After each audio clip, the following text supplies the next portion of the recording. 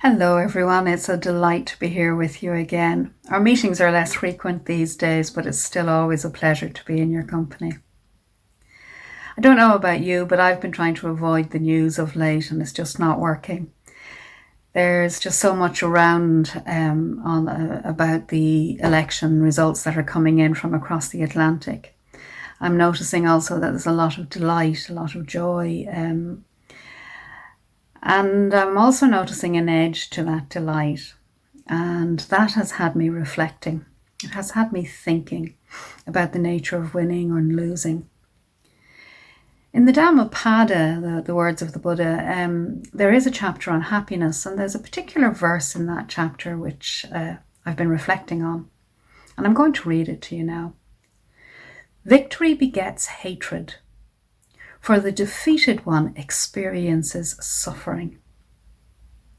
The tranquil one experiences happiness, giving up both victory and defeat.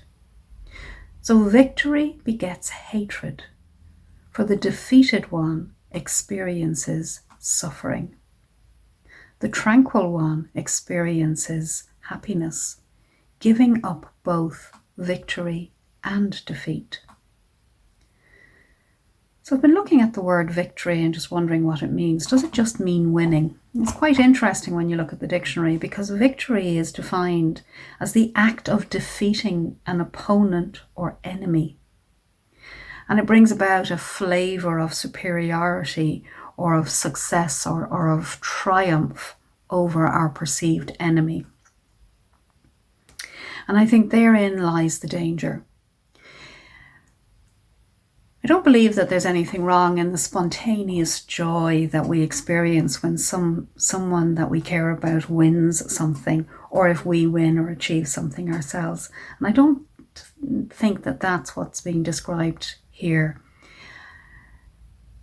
That spontaneous joy is really moving into the area of mudita, particularly if we're experiencing the joy and pleasure at the good fortune of another. But what we're looking at here is victory, that victory that has an edge because we are perceiving the person or people who have lost as the enemy.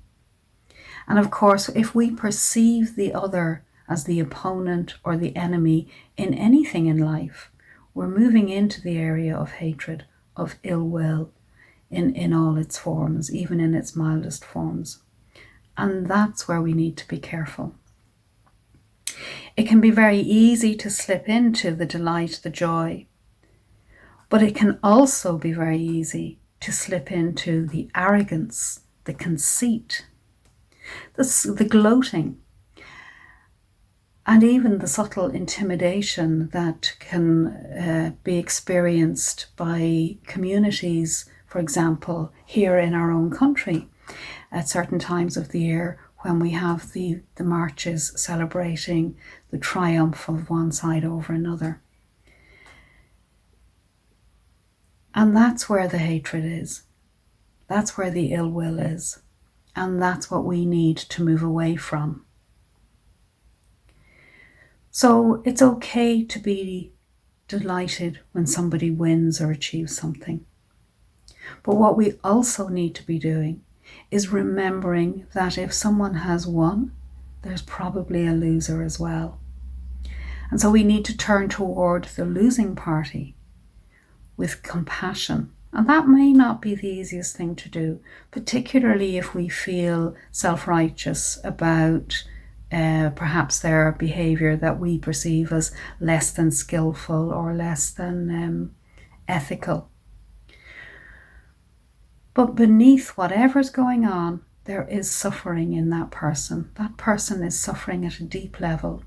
They're suffering as a result of greed, hatred, delusion. All of those forces, perhaps unconscious, that are moving through them and through all of us. So we need to look toward the winner with mudita, with joy, but we also need to look toward the loser with karuna, with compassion. So the tranquil one experiences happiness, giving up both victory and defeat. Well, this, of course, is touching on the worldly wins that we get thrown around by winning or losing, gain, loss. If we can move to a place of equanimity, of peace of mind, it doesn't matter who wins or who loses, because deep within we have touched what true happiness is. And if we could all do that, if we could all move toward that place where we're living in a state of peace, of tranquility, well, then the whole world will be a better place. And so with that thought, I leave you. May you have a wonderful week and a wonderful month, and I hope to see you again soon.